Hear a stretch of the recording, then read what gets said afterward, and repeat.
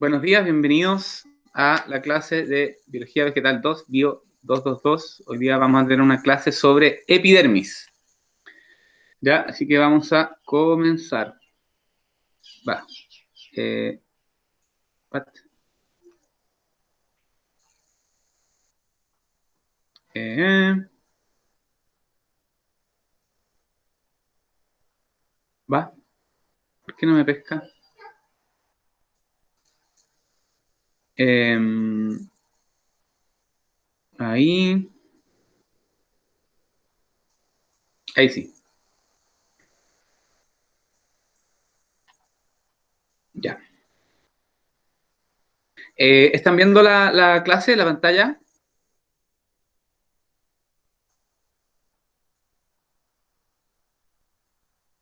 Ya. ¿Se ve bien ahí o se ve muy chico?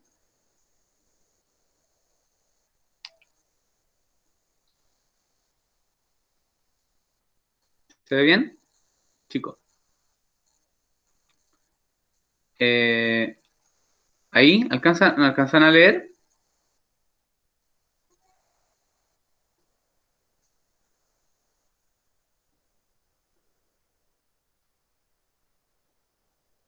¿Por ahí?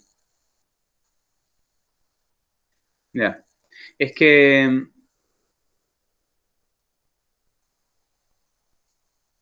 solamente esto le creé como una tapa para el video, pero en general es casi la misma clase. Creo que agregué un par de fotos, pero es básicamente lo mismo. ¿Ya? Ok, vamos a comenzar. Hoy día vamos a hablar sobre el sistema dérmico, epidermis y sus modificaciones, células epidérmicas y las modificaciones a las células epidérmicas. Por favor, me avisan cuando haya problemas de audio o no entiendan o tengan alguna pregunta. Yo estoy mirando el chat, así que eh, tienen que preguntar cualquier cosa, ¿ya? Bien, entonces nosotros recordemos que todos los tejidos derivados o adultos en una planta provienen de los tejidos meristemáticos, de las células iniciales, las células derivadas o las células iniciales apicales o la zona core y la zona periférica, ¿no es cierto? Que se deriva en los tejidos meristemáticos un poquito más diferenciados con un cierto camino que ya son la protodermis, el procambium y el meristema fundamental. Procambium de origen al tejido vascular, meristema fundamental al relleno, parénquima, colénquima, esterénquima del relleno de los órganos, y la protodermis da origen al sistema dérmico. ¿Ya? El sistema dérmico, entonces, generalmente está por fuera de la planta, la capa externa de la planta, y eso es lo que vamos a estudiar today. Ahí, vale Muñoz. Admitir. Ok, entonces, vale, lo que estábamos diciendo es que hoy día vamos a hablar sobre epidermis y todas las células que están en la epidermis y las células que derivan del tejido epidermal con distintas funciones, etcétera.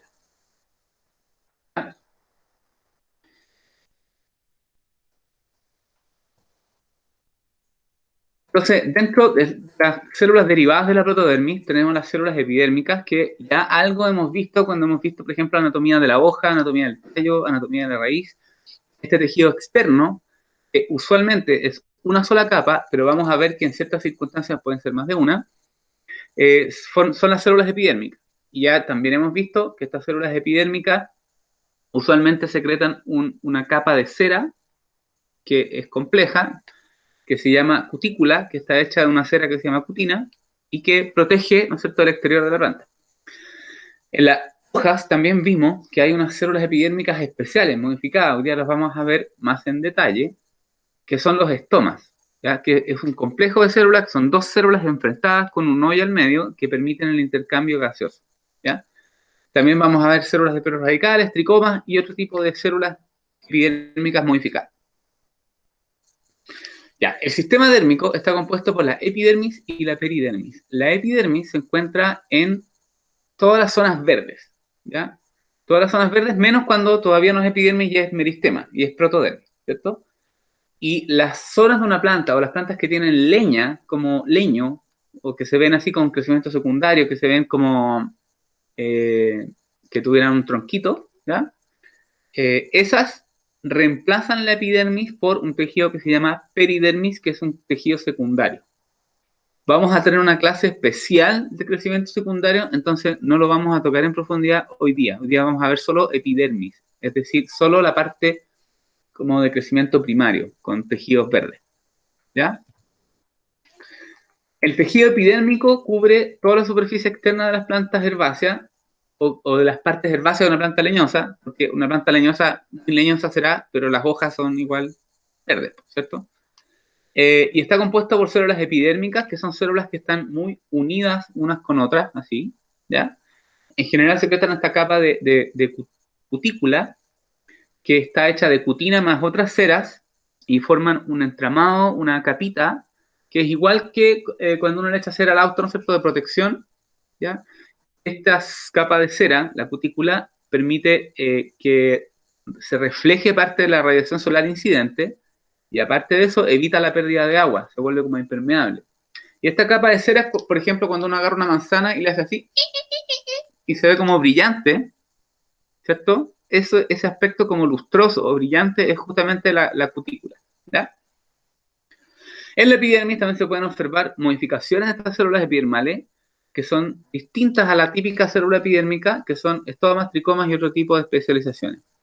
Una característica de las células epidérmicas es que son células vivas con pared primaria que no tienen cloroplastos, ¿ya? Que tienen esta cera acumulada generalmente en una pared que se llama cutícula, pero también puede penetrar en las paredes tangenciales y como sellar, ¿ya? Aquí tenemos una vista superficial de epidermis de distintas cosas y podemos ver que hay un montón de variación. Y esto es súper interesante porque la anatomía de la epidermis tiene mucho valor taxonómico. Y es tan importante y tan conservado esto que yo puedo saber más o menos qué cosa es algo a partir de la epidermis. Y de hecho se usa incluso en registros fósiles. Es decir, yo puedo encontrar fósiles de millones de años que están convertidos en piedra, pero se conserva la estructura. Y yo haciendo ciertos cortes como especiales con unos instrumentos geológicos, que se hacen cortes o se preparan las muestras, yo puedo ver epidermis de plantas fosilizadas. Y a partir de eso puedo decir, ah, entonces esta cuestión es un helecho o es una no sé qué o qué sé yo. ¿Ya? Se pueden ver cortes de la cutícula, cuestiones súper, súper increíbles. Y también, por supuesto, en plantas modernas. ¿Ya? Y entonces, la epidermis tiene un valor sistemático. Es un rasgo, tiene características que son propias de ciertos grupos de plantas. ¿Ya? Por ejemplo, yo puedo ver esta que está aquí, yo sin saber que es un iris, sé que es una monocotiledonia, por cómo está estructurada su epidermis. ¿Ya? En general, yo sé que estas otras de acá son todas dicotiledonias. Yo puedo, por ejemplo, saber algunas que son de ciertas familias, etcétera. Por ejemplo, esta y esta son de la misma familia, y si ustedes ven las células epidérmicas, tienen como una onda, ¿cierto? Son más o menos parecidas. Acá, por ejemplo, los estomas, si se fijan, están acompañados de unas células que están como en espiral. También es súper típico de eso, ¿ya? Presencia de tricomas, por ejemplo, todo ese tipo de cosas nos ayudan a distinguir qué cosa es qué. Y aparte del valor sistemático, hay un valor funcional, porque la epidermis también está sujeta a variaciones funcionales. Es decir, también puede cambiar algunos aspectos de la epidermis con el ambiente. Entonces, por ejemplo, con la temperatura, con la humedad, con la cantidad de agua, con la cantidad de radiación solar, hay variaciones en la cantidad de estomas, en el tamaño de los estomas, en la cantidad de pelos, en la densidad y también en el tamaño de los pelos. Entonces, es súper interesante la epidermis como una herramienta de diagnóstico sistemático, pero también de comparación funcional. O sea, si yo agarro una especie que crece a lo largo de Chile de un amplio rango latitudinal, no sé, de Coquimbo hasta Coyhaique, probablemente por Coquimbo la epidermis sea muy distinta a Coyhaique, a pesar de que tenga lo mismo, puede tener distinta proporción de los elementos. No sé si me entienden. ¿Ya? ¿Se entiende hasta ahí? El chamullo, como el contexto. No, sí, ya. Gracias, Max. Aquí podemos ver una estructura de la cutícula. recuerden que la cutícula es esta capa cerosa que está hacia afuera de la epidermis, ya hacia el medio externo, y que tiene varias funciones. Protege de la pérdida de agua y refleja parte de la radiación incidente. Y además protege de la acción de algunos patógenos, por ejemplo, de hongos patógenos. O sea, plantas con cutículas muy, muy gruesas son menos susceptibles a ser atacadas por hongos que con más delgadas, porque los hongos, por ejemplo, que atacan las hojas, lo que hacen es hacer literalmente hoyos, ¿no es cierto?, hasta llegar a la célula y atacar el tejido vivo, ¿ya? Entonces, si esta capa es muy gruesa, como que el hongo se le gasta como la energía, digamos, y no alcanza a llegar, ¿ya? ¿Cómo es esta cutícula? A partir de la pared celular, que está hecha, recuerden, de celulosa, sustancias pépticas y hemicelulosa, podemos, incluso esa misma capa se empieza como a impregnar de esta cera que se llama cutina, ¿ya? Y vamos a tener una primera capa de la cutícula, que es la zona de las capas cuticulares, ¿ya? Y donde vamos a encontrar todavía algunos elementos de celulosa, algunas fibras de celulosa, ¿ya? Ay, pues, ¿qué pasó? Pero se me fue el chat. Eh, un segundo. Ya, entonces, hay fibra de celulosa en una matriz de cutina, ¿ya? Esto rosado es cutina, y más arriba en la capa comienza ya no a haber celulosa, sino que solo la matriz de cutina y con algunas inclusiones de ceras cuticulares. Estas ceras cuticulares son como un análogo, no sé si cuando ustedes cocinan, por ejemplo, hacen carne, qué sé yo, churrasco, y les queda ahí el sartén, y cuando se enfría, las ceras se ponen como duras y se ven pedacitos de como que fuera como vela derretida que se endureció, ¿ya? Asimismo, otro tipo de ceras, otros lípidos sólidos forman como pelotitas dentro de esta matriz de cutina, y eso se llaman ceras cuticulares, ¿ya? Y por último, entonces tenemos la capa cuticular que todavía está involucrada con fibras de celulosa, y tenemos la cutícula propiamente tal, donde ya no hay fibra de celulosa, sino que está la matriz de cutina, que sería como el cemento, con bolones, que fueran como las piedras en la mezcla de cemento, que son de ceras cuticulares. Y por último, por arriba de esto, hay algunas ceras que se depositan de forma súper particular, que son las ceras epicuticulares.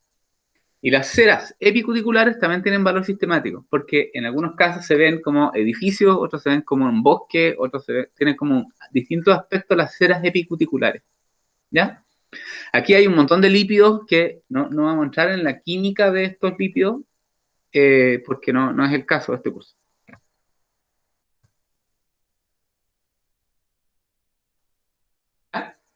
Aquí, por ejemplo, tenemos una imagen donde vemos ceras, un corte transversal de una hoja, en el caso de la foto del medio, un corte transversal de una hoja que podemos ver la epidermis, que se ve muy bacán. Este es un microscopio electrónico de barrido.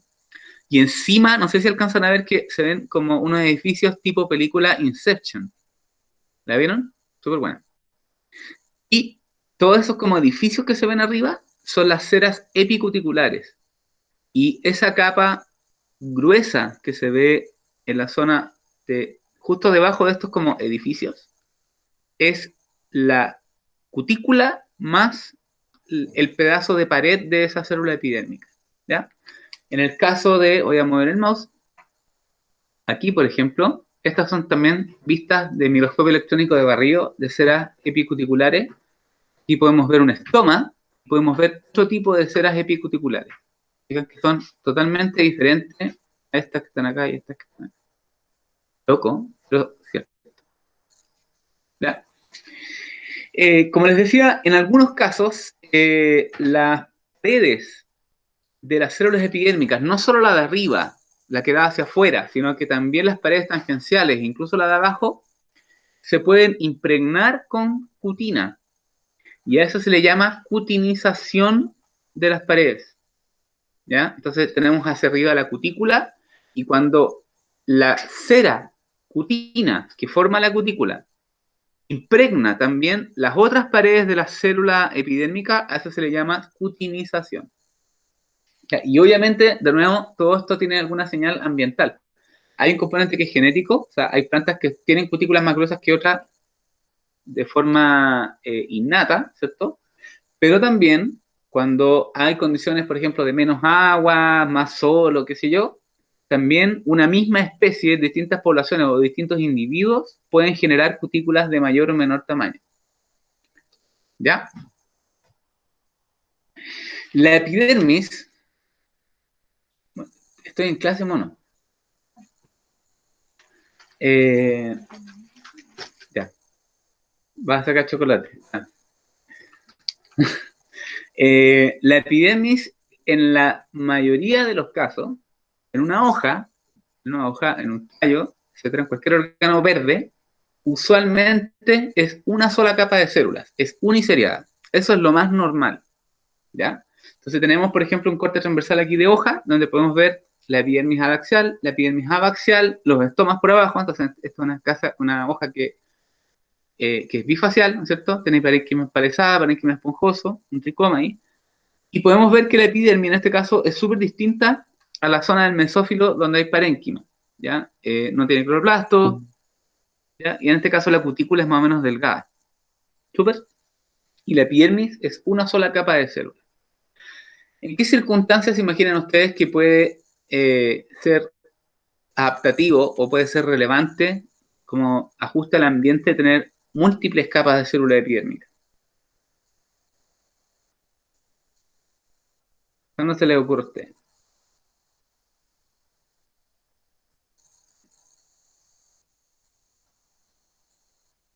No se le ocurre. ¿Aló?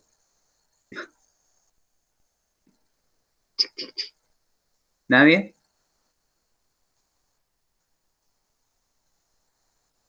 Ah, exacto. Antonia ahí sugiere una cosa, que cuando hay poca agua, por ejemplo, podría ser adaptativo tener muchas capas de células de esas. Y tiene sentido porque en el fondo evita más la pérdida de agua, refleja más la radiación, tiene que pasar más capas hasta llegar al tejido fotosintético y efectivamente es así, ¿ya? Aquí tenemos una planta que es acuática, ¿no es cierto? Fíjense que aquí la epidermis es mucho más delgada, la cutícula es mucho más delgada y aquí los estomas están ferrales y también es uniseriada. Pero, por ejemplo, en Nerium, Nerium oleander, que es la foto de la derecha, y en Peperomia, que es la foto de la izquierda, Peperomia es una planta tropical y el Nerium es una planta del Mediterráneo de Europa, la zona de Mediterráneo que tiene veranos secos, ¿ya? Entonces, claramente es una planta que tiene ciertas características propias de plantas de ambientes secos, ¿ya? Y si se fijan aquí, hay más de una capa en la parte de arriba, la parte adaxial, este es un corte transversal de hoja, hay muchas capas de células que se ven más o menos iguales y que se ven súper distintas a la zona del mesófilo, y aparte que no tienen cloroplasto y que se ve que las paredes son un poquito gruesas, ¿no es cierto? O sea, aquí, esta planta tiene una cutícula súper gruesa y aparte tiene una epidermis múltiple o multiseriada o pluriestratificada. Cualquiera de esas cosas es sinónimo, ¿cierto? Una epidermis múltiple. Es decir, tiene más de una capa de epidermis. ¿Y cómo sé yo que eso es epidermis? Es súper simple. Yo puedo ir al meristema y marcar, por ejemplo, radiactivamente con nucleótidos radiactivos la célula de la protodermis, que es una sola capa de células, ¿cierto? Y puedo pintar esa célula con radiactividad de la protodermis y después voy a encontrar la marca radiactiva en todas estas capas de células. Entonces yo puedo saber a ciencia cierta, puedo seguir el desarrollo y puedo saber que esas capas de células son efectivamente derivados de la protodermis y no del meristemo fundamental. ¿Se entiende eso?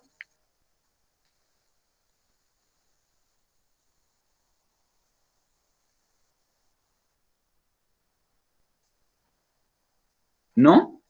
Sí. ¿What? O sí. Corchete. ¿Qué significa eso? ¿Sí o no? Ah, ya. Ah, ya. Error de tipeo. Ya.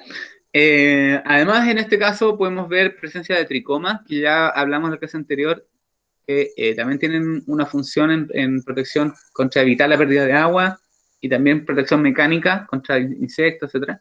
Y en este caso los estomas están hundidos en cripta, ¿ya? En el caso de la derecha. En el caso de la izquierda podemos ver una super mega hiper epidermis múltiple o multiseriada, que en este caso tiene otra función.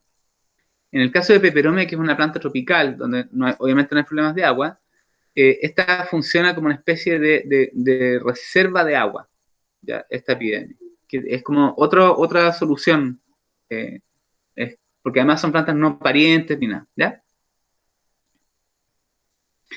Ficus es el gomero, también tiene, no sé si se han fijado que la cara de arriba del ficus es muy lustrosa, de hecho hay gente que como que le saca brillo, literalmente las limpia, ¿ya? Ficus, recuerden que son los gomeros y los ficus.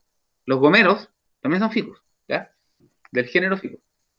Y aquí podemos ver una primera modificación de la epidermis, que es una cosa distinta a la célula epidérmica normal. Ya, tenemos entonces que ficus tiene una epidermis múltiple o pluristratificada o multiseriada, una cutícula bien gruesa que le da este aspecto como lustroso, que uno le saca brillo a la hoja del gomero, ¿no es cierto? Y queda como brillante, ¿ya? Que no así la cara inferior. Tiene una epidermis múltiple y además, dentro de la epidermis múltiple, esto lo podrían haber visto en el laboratorio súper fácil, hay unas células epidérmicas bien guatonas, bien grandes, ¿ya? Que se llaman cistolitos. ¿Qué son estas células guatonas y grandes? Son unas células que acumulan cristales, generalmente de oxalato de calcio, cristales de calcio, sales de calcio, que se cristalizan y forman unas pelotitas que se llaman litocistos. Es decir, la célula se llama cistolito y la inclusión, el cristal que se forma se llama litocisto. Y el palito se llama pie, de que cuelga este cristal. ¿Ya? Este cristal generalmente son sales de calcio y son acumulaciones que son o de desecho o de reserva. ¿Ya? No todas las plantas tienen cistolito, algunas plantas tienen cistolito. El ficus tiene cistolito. Y ustedes lo podrían haber visto live en el, ¿cómo se llama? En el laboratorio que no hemos tenido.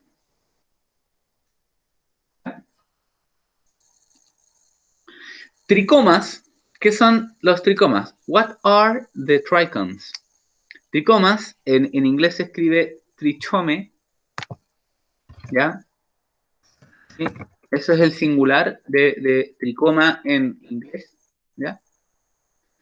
Son células epidérmicas, pueden ser una o más de una célula epidérmica modificada para cumplir una función de defensa, de protección, ¿no es cierto? O también una función de atracción o una función de evitar la pérdida de agua, ¿ya?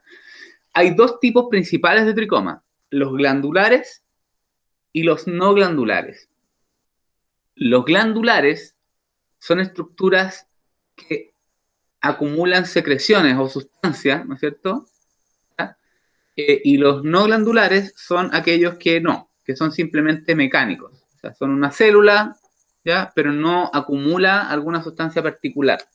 Entonces, por ejemplo, así, sin que ustedes sean expertos, eh, Arturo, no, estoy en clase. Eh, sin que ustedes, muchos, ya, muchos huevitos de chocolate, la tentación es demasiado. Ya, se me fue la onda. Entonces, este, por ejemplo, sin que ustedes sepan nada de antemano, este que está aquí, que estoy mostrando con el mouse, ¿qué será? ¿Glandular o no glandular? Ese. Exactamente, ese es no glandular. Ese que está acá, por ejemplo, ese sí. Se fijan que ese que tiene como, esos que son como guatones, son como que dicen así glandular, ¿cierto? Este, por ejemplo, que está acá, a pesar de que no lo parezca, es un tricoma glandular típico de las plantas urticantes. porque es hueco y se quiebra. Y cuando se quiebra, el líquido que está dentro está a presión, entonces literalmente es como una jeringa que cuando tú tocas la planta, se quiebra el pelo y te inyecta el compuesto urticante y así las ortigas te pinchan las manos y te duelen. ¿Ya? Loco, pero cierto. Por ejemplo, es no glandular, de protección, etc. Y pueden ser unicelulares o pluricelulares, no ramificados o ramificados, todo eso por separado. Entonces, como los botánicos, ustedes saben, le encanta esto de los nombres, aquí tenemos distintos tipos de tricomas. ¿Ya? Estos se los pongo solamente para que tengan una cierta noción de la morfología de tricoma y sepan que existen distintos términos para referirse al tricoma. Es decir, no estoy pidiéndoles que de aquí a mañana se memoricen todas estas nomenclaturas de tricomas. Están los unicelulares, los multicelulares, ¿ya? Urcinados, clavados, falcados, monoliforme, cónico, cilíndrico, papilado, estelado, forma de estrella, ¿no es cierto? Hirsuto, setoso, peltado, radiado, ¿ya? Etcétera. Hay un montón de tipos. Lo importante es que sepan que existen tipos. Aunque ustedes puedan reconocer glandulares, no glandulares, eso es uno, estamos bien.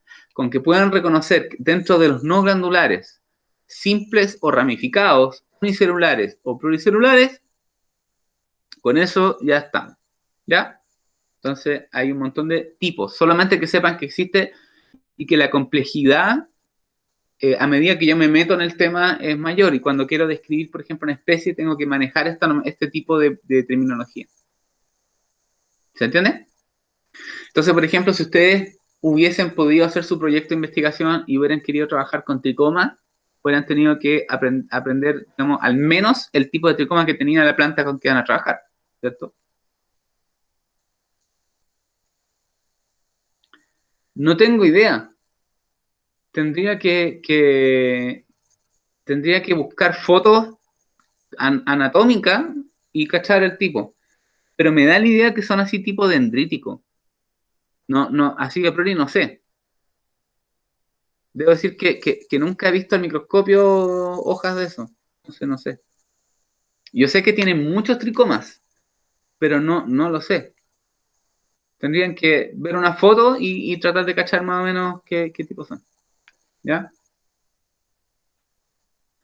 Dendrítico es cuando tienen este aspecto como ramificado. ¿Ya? Y aquí tenemos los glandulares unicelulares, glandulares multicelulares. Peltado, recuerden que es lo mismo que las hojas peltadas. Es cuando tiene una cosa así, un palito, y el tricoma está así, como un paraguas. Eso es peltado. ¿Ya? Miren, aquí tenemos este papilar o papiloso, filiforme, que tiene forma de pelo, ramificado, este lado con forma de estrella, ¿ya? Aquí pluricelular, filiforme, ramificado, escuamiforme con forma de escama, glandular, es como el segundo de abajo. ¿Este? ¿O de la foto anterior? Ah, ya, entonces, secretor, glandular. Puede ser, porque de hecho tienen resina, etcétera, sí puede ser, ¿ya? Aquí tenemos fotos de distintos tipos de tricoma. A mí personalmente encuentro que esto es muy bonito. ¿Ya? Las fotos de epidermis de planta, o sea, de hecho yo tengo en mi casa, no sé si todavía está por ahí, pero yo tengo algunas fotos mías de microscopio que las amplié y las enmarqué y las puse en mi casa. Ahora parece que mi señora me las sacó, no sé, pero tenía. ¿Ya? Y de hecho yo me acuerdo que regalaba, porque encuentro muy bonitas las fotos de los tricomas. ¿Ya? Por ejemplo, aquí estas son escamas. Ahí tenemos pelos estrellados, telados, ¿no es cierto? Pelos estrellados, fíjense, peltados, que tienen esta cosa así, un palito y la cosa así encima. ¿Ya? ¿Dónde estará? ¿No está por ahí? No, parece que está arriba. Que... Se las iba a mostrar, pero no sé dónde quedó. Bueno, de nuevo, pelos estrellados, ramificados. Ya, este parece ser unicelular, lo mismo. Ya, pelos estrellados. Estelate, es lo mismo. Ya, estelate, estrellados. ¿Sí? Eh, simple glandular trichomes, ¿qué son esos? Fíjense que esos que parecen como callampitas o globitos son los glandulares y los otros son los pelos estrellados, los otros, como arbolitos. ¿Ya? Fíjense que tenemos un pelo glandular en tomate. Ya, este nombre científico ya no no es así. Ya, el nombre científico actual es Solanum lycopersicum. Aquí hay una planta carnívora que tiene unos tricomas glandulares que secretan una sustancia que es pegajosa. No todas las plantas carnívoras tienen la misma estrategia, pero esta en particular, estos pelos secretan, son pelos glandulares, y lo que tienen adentro es una sustancia muy pegajosa y que una hormiga caminando, por ejemplo, se queda pegada y se muere ahí. Entonces después se la come, digamos. Aquí tenemos otros pelos glandulares, ahí son los estomas, tricomas simples, por ejemplo. ¿Ya? Entonces, hay la variedad, miren esta foto de aquí, un tricoma simple no glandular, y aquí tenemos un tricoma multicelular glandular. Excelente. ¿Sí? Tenemos, fíjense, este es un pelo simple, es decir, que no es ramificado, pluricelular, súper grande, digamos. ¿Ya? Y este es un pelo simple, también pluricelular o multicelular, pero mucho más chiquitito que este otro que está acá, ¿ya? Y aquí tenemos uno glandular, grandote. Y miren, este por ejemplo también es un pelo simple, multicelular. Una, dos, se ve claramente las células ahí, ¿ya? Aquí tenemos por ejemplo la lavanda, que tiene estos pelos glandulares. Ahí tenemos los estomas y tenemos los pelos estelados o estrellados, ¿cierto? Ramificados, de tricomas no glandulares. Esto que está acá, ¿qué es? Salvia. Se fijan que la salvia, uno agarra la hojita y le hace así, tiene mucho olor.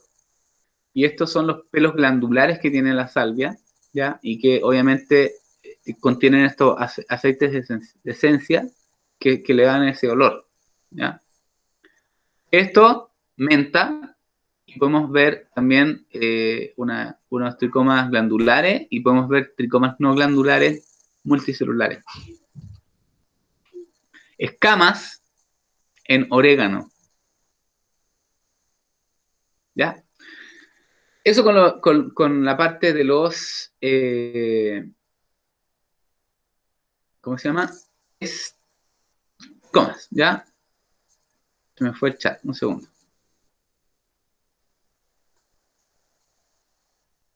Ya. Eso con la parte de los tricomas. Y para recordar un poco entonces la función de los tricomas, tenemos que, por ejemplo, los tricomas no glandulares, imagínense, ustedes son un pulgón y van caminando por una hoja, tenemos una hoja que es pelada, lisa, una hoja que es muy peluda. Obviamente, la pubescencia, la cantidad de tricoma, hace que sea más difícil para cierto tipo de insectos comerse la planta. Aparte de eso, para los bichos que son más grandes, la hace menos palatable. Es decir, una hoja muy peluda es menos agradable de comer para un bicho. ¿Sí o no? Porque es como mucho... Incluso, bueno, si tiene tricomas urticantes, peor todavía. Y la cantidad de tricomas entonces también tiene que ver con la protección contra la pérdida de agua. Aumenta generalmente la pubescencia con la pérdida de agua, pero al mismo tiempo tiene un costo, porque esta misma barrera al intercambio gaseoso también evita que entre tan fácil el CO2. Entonces, el sobrevivir en ambientes secos ya obligan un poco a tener una mayor pubescencia, más tricoma. Entonces, pierdo menos agua, pero tiene el costo de que también gano menos carbono. Y por eso es muy común ver que las plantas de ambientes extremos secos, ¿ya? Crecen lento, porque no pueden crecer rápido. Porque si crecen rápido tendrían que meter mucho CO2 y eso les iría mucho el agua. No sé si me entienden esa como trade-off. ¿Ya? Y por otro lado, protegen contra patógenos, entonces, y también los tricomas, sobre todo si están por la cara de arriba, pueden reflejar parte de la radiación incidente cuando hay exceso de radiación solar, cuando están en zonas muy abiertas. Y generalmente en muchos ecosistemas varía la luz con el agua. Es decir, porque en los desiertos, como no hay árboles, no hay sombra. Es mucha radiación solar y poca agua al mismo tiempo. ¿Cachan? Y mucho calor. Entonces, ojo ahí. No sé si han visto estas plantas que se ven como brillosas o brillantes de tanto de peluda que son. Eso brillante es literalmente el fotón que rebota en el pelo y te llega al ojo. ¿Ya? Entonces, reflejan parte de la radiación incidente. ¿Vamos bien con los tricomas? Ahora vamos a ir a una siguiente modificación epidermal distinta a los tricomas, que son las células buliformes. Estas son típicas de las poáceas, pero no son exclusivas de las poáceas. Pero si yo, en un práctico, por ejemplo, quiero mostrar, pongo una hoja de choclo, porque sé que ahí hay. ¿Ya? ¿Se fijan? ¿Qué son las células buliformes? Bueno, de partida yo aquí tengo un corte transversal de una hoja y yo al tiro sé que esta es una monocotiledónea, que puedo ver que tiene vaina del haz, ¿no es cierto?, alrededor de los haces vasculares de la hoja, y además los haces vasculares son del mismo diámetro, entonces tienen nervadura paralela. Además, es una hoja isofacial, el mesófilo no se distingue en palizada y esponjoso, entonces todo eso me sugiere que es una planta de 4 y además es monocotiledónea. ¿Y qué son las células foliformes? Son células de la epidermis, un poquito modificadas, grandes, ¿cierto?, que pueden variar su turgencia, variando su contenido de agua. Y al variar la turgencia, lo que hacen es provocar el plegamiento de la hoja. ¿Ya? Entonces, por ejemplo, aquí tenemos una hoja de sea maíz, no sé, o de alguna monocotiledónea. Y se fijan, aquí tenemos la parte central de la hoja, y justo en esa esquinita de la parte central, por arriba, tenemos células buliformes, y cuando están turgentes, esto va a estar abierto, y cuando pierden turgencia, la hoja se va a plegar sobre sí misma. Esto no es lo mismo que lo que le pasa a la mimosa púdica, que uno le pega y se mueven los polígonos. ¿Ya? Esto es lo que pasa a distintas horas del día, por ejemplo, en algunas monocotiledóneas o algún otro tipo de plantas. ¿Sí? No es el mismo mecanismo exactamente, aunque también son movimientos de agua rápidos. Entonces provoca este plegamiento de las hojas. No sé si han visto alguna vez en la mañana plantas que tienen las hojas como dobladas así, y a medida que avanza el día se van abriendo y después se cierran. Eso, entonces, son cambios de turgencia, y la bisagra de este fenómeno son las células buliformes, y que lo logran por cambios de turgencia y tienen este aspecto como de células gorditas. ¿Ya? Los hidátodos no son una célula, son una estructura compleja, pero como generalmente dan hacia afuera, lo paso dentro de epidermis, porque además no tengo una clase especial de tejidos secretores. ¿Ya? Entonces, no piensen que es una modificación epidermal, pero lo paso aquí porque dan para afuera. Entonces, se encuentran sobre la epidermis. ¿Qué es un hidátodo? Básicamente es una interrupción del tejido, un hoyo, ¿ya?, que permite la exudación de agua en un fenómeno que se llama gutación.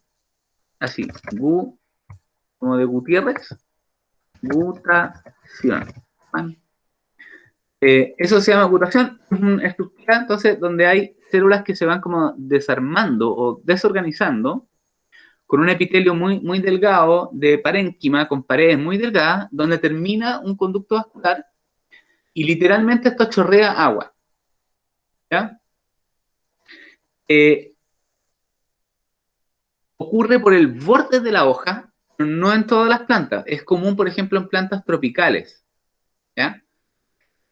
¿En qué tipo de planta? En plantas en ambientes donde hay exceso de agua, es decir, donde sobra el agua. Generalmente lo que pasa es que se produce presión positiva por la raíz, se llama presión de raíz. No quiero entrar en fisiología vascular de plantas porque no es el tema, pero básicamente créanme que como que entra agua y empuja, y este exceso de agua o esta presión, ¿no es cierto?, es como una jeringa que yo la aprieto un poquito, va a gotear por la punta. Entonces, muchas veces se confunde con rocío, que se junta, ¿no es cierto?, en la hojita, pero en este caso es un mecanismo específico de algunas plantas. No lo tienen todas las plantas, solo algunas plantas. y datos. Se ve así. Y de hecho, llegan como, si se fijan en esta, se ve claramente que llega como una vena de la hoja y sale esta gotita. ¿Se fijan? No, no es como que está en cualquier lado esta gota, no es rocío. ¿Ya? No sé si gusta hacer. ¿Ya? Los nectarios tampoco son modificaciones epidermales, son tejidos secretores, pero lo paso en esta porque también se encuentran como de forma superficial y no tengo una clase específica de tejidos secretores, pero son tejidos secretores. Es decir, hay células parenquimáticas especializadas en secretar sustancias y que en el caso de los nectarios, estas generalmente son compuestos dulces con azúcar y están relacionados con, obviamente, la polinización, con la recompensa a los polinizadores. Es decir, polinizadores van y, digamos, lo que proveen es un servicio de polinización y como recompensa obtienen néctar, que es comida, ¿no es cierto?, de la flor. ¿Sí? Ahora sí, entramos en materia, que son los estomas. Esto también es bien interesante y bien profundo lo que uno puede llegar a estudiar aquí con los estomas. Los estomas son modificaciones de células epidermales y que son dos células epidermales en estricto rigor, con un hoyo en medio, que pueden regular su apertura variando la turgencia también, la cantidad de agua que tienen, y que participan en el intercambio gaseoso, especialmente en las hojas. Este intercambio gaseoso es que al abrir el estoma, entra el CO2 y sale oxígeno y agua. ¿Por qué sale el agua? Porque generalmente el aire tiene menos agua que la hoja y siempre las cosas van desde donde está más a menos. ¿Ya? Este CO2 es el que se usa en la fotosíntesis. ¿Vale? Aquí tenemos una vista superficial del estoma, con microscopio electrónico, o sea, perdón, con microscopio óptico, y esto es un microscopio electrónico de barriga. ¿Ya? ¿Cómo se forman los estomas? Los estomas se forman por una división asimétrica de las células epidérmicas. Las células epidérmicas, desde una célula protodérmica, cuando se divide en mitad y mitad, justo, va a generar dos células iguales. Pero en alguna parte de estas divisiones constantes, va a haber algunas que se van a dividir chuecos y va a generar una más chica y otras más grandes. Y en esa división asimétrica, una de estas células, la que quedó más chica, se llama meristemoide, va a eventualmente generar un estoma. ¿Ya? Y el estoma se genera a partir de se llama célula madre de la célula de guarda, o guard mother cell en inglés, que una célula y se divide en dos y genera las dos partes del estoma. ¿Sí? Entonces, el estoma, ¿qué es? Son dos células más el hoyo. ¿Sí? Pero generalmente yo los cuento como uno. O sea, un estoma, dos estomas, cuento el complejo estomático. ¿Ya? Y otra cosa interesante es que producto de esta división asimétrica, asociado al estoma, van a quedar unas células epidérmicas que se van a ver diferentes a las células epidérmicas como normales. En inglés se llaman pavement cell, como las células del pavimento, como del relleno, ¿ya? Y estas células se le llaman células anexas, ¿sí? Y la forma y disposición de las células anexas, por supuesto, tiene nombre, de distintos tipos, y por supuesto sirve para identificar especies, ¿ya? Entonces aquí tenemos un estoma, estas son las células epidérmicas normales o pigment cells, estas son las células estomáticas, y esta que está acá, no sé si alcanzan a ver, no se ve igual a esta, ¿cierto? Y también es una célula epidérmica, pero esta es una célula anexa, ¿ya? En las dicotiledóneas, estas células anexas, esta foto es del ESO, por si acaso, ¿ya? Las células anexas, su disposición tiene nombre y las vamos a ver aquí, ¿ya? Cuando no hay patrón, es decir, cuando yo tengo los estomas y las células anexas se disponen aleatoriamente, ningún patrón como fijo, a eso se le llama anomocítico, ¿ya? Anomocítico. Voy a ver si lo puedo escribir. Y ya. Anomocítico. ¿Ya? Es decir, no hay patrón. Cuando yo tengo un histoma y las células anexas se disponen como en espiral, ¿ya? Como está en el caso de B, ¿cierto? En espiral. O sea, así, ¿ya? A eso se le llama anisocítico. Anisocítico. Cítico, cito de célula, ¿cierto? Anisocítico en espiral. ¿Sí? Después, si yo tengo el estoma y las células anexas están perpendiculares al estoma y son dos, a eso se le llama diacítico. Si las células anexas son dos, pero están paralelas, a eso se le llama parasítico, de paralela. Entonces, diacítico es que si el estoma está así y las células están así, esto sería diacítico. Y lo voy a dibujar en azul.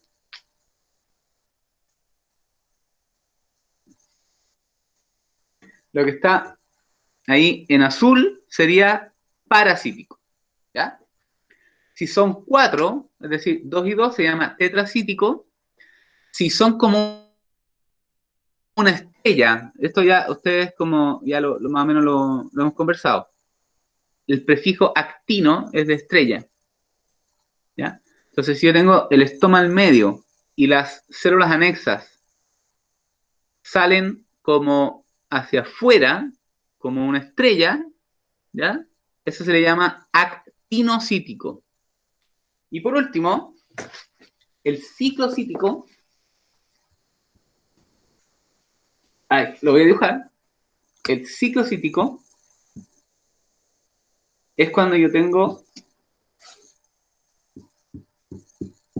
como círculos concéntricos, no sé si se alcanza a ver muy bien, cuando yo tengo círculos concéntricos de células anexas, ¿ya? Es como similar a un actinocítico, pero con más de una vuelta de células. O sea, si fuera solo esta, podría ser actinocítico, pero si tengo así, círculos concéntricos, a eso se le llama ciclocítico. Entonces, loco, pero así es. Entonces, esto, por ejemplo, que está acá, ¿cuál de estas puede ser? ¿A cuál de estas se parece? Esta que está ahí. La de abajo a la derecha. ¿Cuál?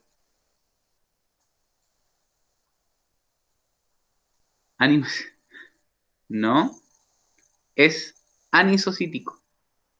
Acuérdate que anomocítico es que no hay patrón. Pero aquí se puede ver que, se fijan que van como... Mira, ¿se fijan? Está como en espiral. Es un anisocítico. ¿Sí? No, bueno, obviamente ustedes iban a hacer este trabajo en laboratorio y yo les iba a mostrar epidermis por arriba de varias cosas y ustedes iban a tener que cachar qué es. Ahora, esto aplica para dicotiledóneas. Para dicotiledóneas.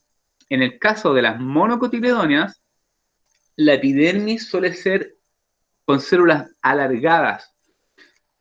En las dicotiledóneas, la epidermis suelen ser células más regulares, pueden ser con bordes así irregulares o lisos, pero suelen ser más redondeadas. En cambio, en las monocotiledóneas, las células suelen ser mucho más alargadas, ¿ya? Y los estomas también tienen a veces esta forma como de huesito. O sea, cada uno le encuentra, por supuesto, la cara que sea, ¿no es cierto? Pero no sé si alcanzan a ver que al medio es como que fuera un hueso de dibujo animado, ¿ya? Entonces, estas células más alargadas son típicas de la epidermis de monocotiledóneas. Aquí, por ejemplo, este es Seamais, y si se fijan, podemos ver estas células mucho más alargadas y este como hueso o cotonito, no sé, como quieran ponerle, que me hace sugerir que esta es una monocotiledónea, ¿ya? Aquí se ven los estomas por arriba. En el caso de las monocotiledóneas y las gimnospermas no aplica este tipo de clasificación, por si acaso. ¿Ya? Ya.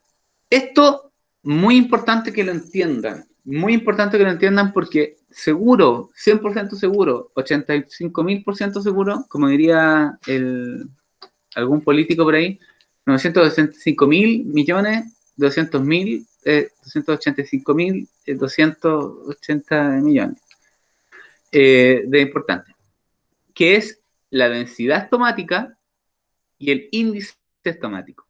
¿Ya? Ustedes dirán, what is this? What is this index? Yo les voy a explicar. ¿Qué es la densidad de algo? Por ejemplo, ¿cuál es la densidad poblacional de Valparaíso? ¿Qué es?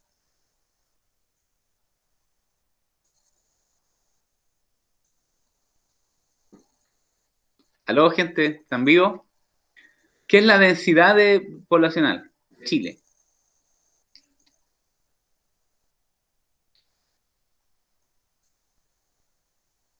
¿Pero por qué? Exactamente. Bien, por área. Personas dividido por área. Cuando dice por metro significa que es dividido, ¿cierto? Entonces, en este caso, en este caso, la densidad estomática corresponde al número de estomas en un área de 2 dimensiones de la hoja. Y ahí hay cosas interesantes. ¿Por qué? Porque, por ejemplo, la densidad, hay plantas que tienen estomas por ambas caras. Y la densidad estomática puede no ser igual en la cara adaxial y en la cara abaxial. Entonces yo siempre tengo que estar informando qué es lo que estoy midiendo. Y un error clásico de los estudiantes, por ejemplo, cuando hacían proyectos, es que hoy, profe, no tienes estoma esta planta. Tienes la hoja al revés. Oh, oh, sí tienes estoma. ¿Ya? Eso clásico. ¿Ya? Entonces, densidad estomática, estomas por área. Y cuando uno está mirando al microscopio con un cierto aumento fijo, por ejemplo, a 40 por, ¿sí? Lo que abarca el campo visual, ¿cierto? Es un área fija, ¿sí o no? Es un espacio del cuestión, ¿sí o no? A 40 por. Siempre que yo miro esa área, va a ser la misma área. Entonces, también se pueden expresar como estomas por campo. Es decir, si yo miro en el microscopio, lo que alcanzo a contar es lo que veo ahí. Entonces, o puedo sacar una foto digital y después calibrar y medir un área, literalmente un área, o recortar un pedazo de la hoja de un área conocida y contar todos los tomas que hay ahí, etc. Pero es cantidad de estomas por área. Esa es la densidad estomática. Y un valor muy, muy informativo, que es incluso mejor que la densidad estomática, es el índice estomático. ¿Y qué es el índice estomático? Es el número relativo de estomas en relación a todo lo que hay en la epidermis. Entonces, ¿qué es el índice estomático? Es densidad estomática dividido por densidad de células epidérmicas más densidad estomática. Es decir, densidad estomática dividido por todas las cosas que hay, o sea, contando las células epidérmicas y los estomas, todo junto, en una misma área, y todo eso multiplicado por 100. ¿Ya? Entonces, ¿qué significa un índice estomático de 20%?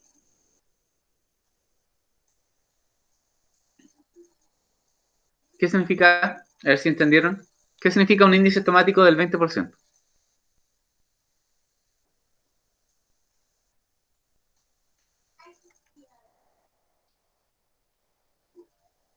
¿Desde dónde?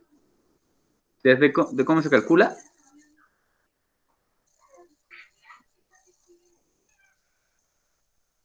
Ya. En la densidad estomática estamos claros. La densidad estomática es el número de estomas por área.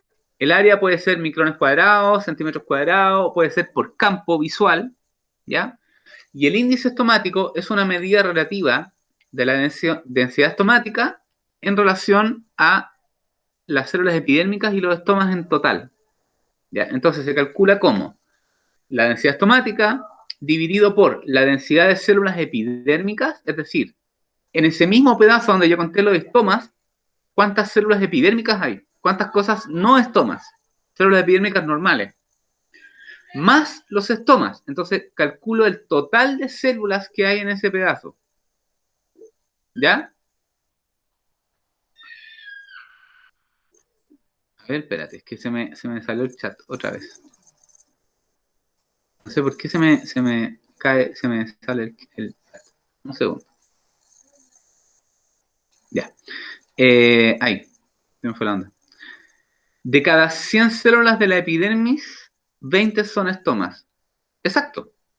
O lo que es lo mismo, una de cada 5 células que hay en lo que yo, en ese área, es un estoma. Tal cual. Exactamente eso. ¿Ya? Entonces aquí tenemos ejemplos de distintas especies, número de estomas, número de células epidérmicas. Esto puede ser por campo, o por micrón cuadrado, por lo que ustedes quieran, sea lo mismo. Esto es un ejemplo. Y aquí está el número del índice estomático. ¿Ya? ¿Por qué? Porque esto es 6 dividido por 38. 6 dividido por 38 por 100. ¿Ya? 9, aquí sería 9 dividido por 45. Y eso es 1 partido por 5, eso es 20%. ¿Se entiende? ¿Qué onda, gata? ¿Entendieron ahí o no? Ya, excelente. Queda poco. ¿Y para qué sirve el índice estomático? El índice estomático se relaciona con variables ambientales. Entonces sirve para hacer estudios funcionales. Es decir, yo puedo estimar... Espérate, que tengo que abrirle a la gata para que salga.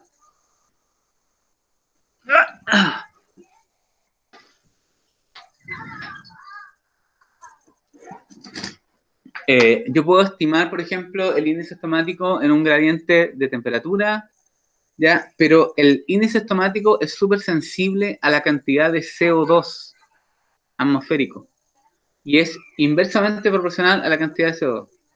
¿Ya? Entonces, mientras más CO2 hay, menos toma. ¿Ya? Porque, obvio, porque pierde menos agua ganando el mismo carbono. Esa es como la lógica. ¿Ya? Y se puede usar para hacer reconstrucciones paleoclimáticas.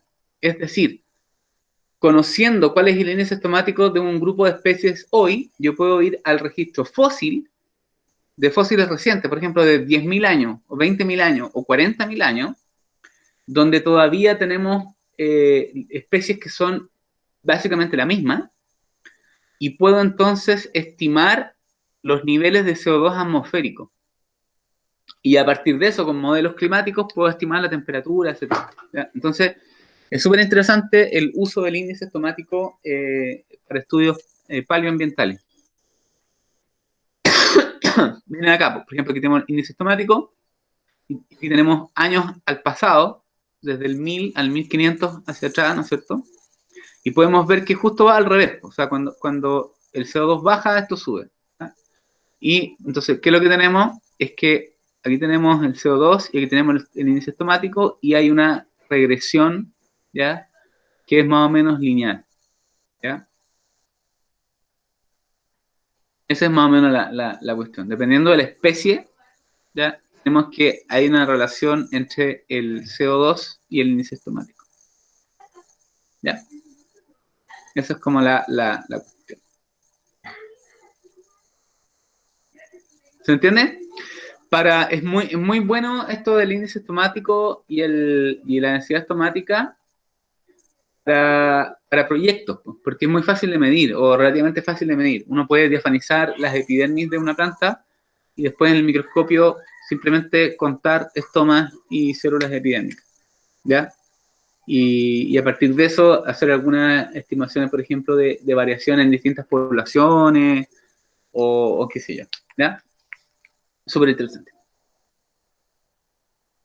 Lo último que vamos a ver hoy son los pelos radicales, que son modificaciones epidermales típicas de la raíz, que se encuentran un poquito más arriba, en este caso de la zona del meristema, y que son una célula única epidermal que se modifica para ser larga, y que está relacionada obviamente con la absorción de agua y nutrientes desde el suelo, ¿ya? ¿Por qué es larga esta cosa? Es como la misma lógica de todas las cosas biológicas que son fenómenos de superficie, ¿ya? Lo que hace básicamente es que aumenta mucho la relación superficie-volumen. Cuando yo tengo un pelo radical, la superficie de absorción aumenta órdenes de magnitud a que si fueran las células planas, con el mismo volumen. No sé si se entiende eso. Es como el mismo principio de los radiadores, del cerebro con los pliegues, del epitelio con los deditos, así. Es el mismo principio, ¿ya? Entonces, los pelos radicales son células únicas muy grandes, son tan grandes que yo las puedo ver a simple vista. Un pelo radical yo lo puedo ver así, ¿no? Y es una célula única. Y que está relacionado con la absorción de agua y nutrientes desde el suelo, ¿ya? Y esta es la última que vamos a ver.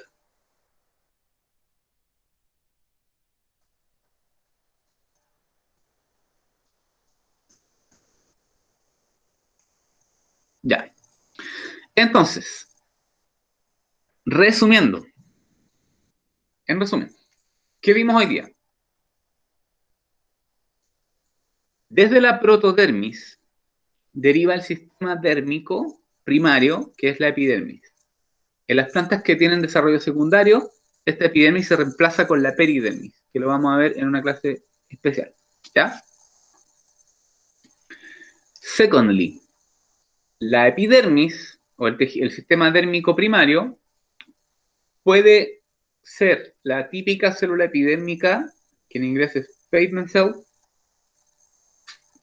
o puede modificarse en distintos tipos para cumplir funciones particulares. ¿Cuáles son esas posibles modificaciones? Estomas, tricomas, células buliformes, cistolitos, ¿ya?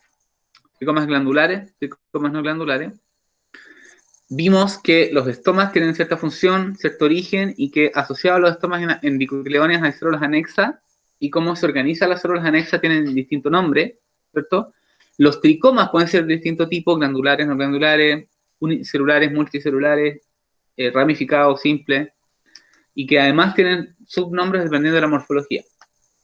Vimos para qué sirven estas cosas, los tricomas, y los otros tipos de modificaciones, células uniformes para aplicar esto, vimos, y algunos tipos de tejidos secretores asociados a la epidermis, como los hidátodos y los nectarios. Ya, preguntas. Otra cosa súper importante que vimos es la densidad estomática, índice estomático como elementos de análisis funcional y también como elementos de reconstrucción paleoclimática paleoambiental. ¿Ya? Muy importante. Questions. Hoy día la clase fue más cortita, pero igual tiene harta materia.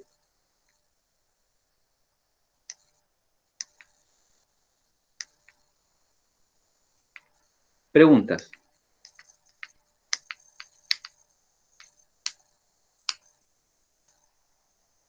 ¿No hay preguntas?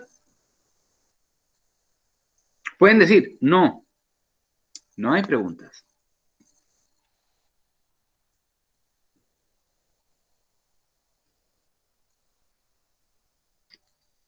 Ya, ¿alguien tiene dudas con el trabajo sobre el anatomista?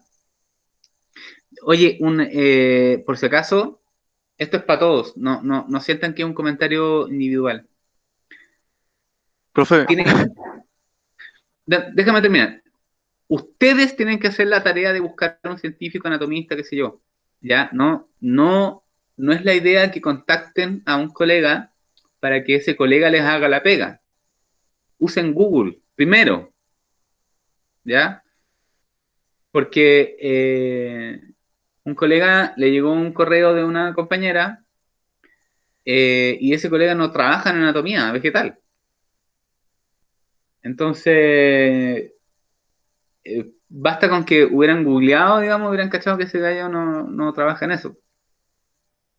¿Ya? Entonces, primero Google, y si van a contactar a alguien, traten de primero presentarse, poner el contexto de por qué lo están contactando y traten de ser eh, educados, correcto, no sé. Sí. Ya, tiene una pregunta. Pregunta más. Voy a dejar de grabar la clase en este momento, ¿ya?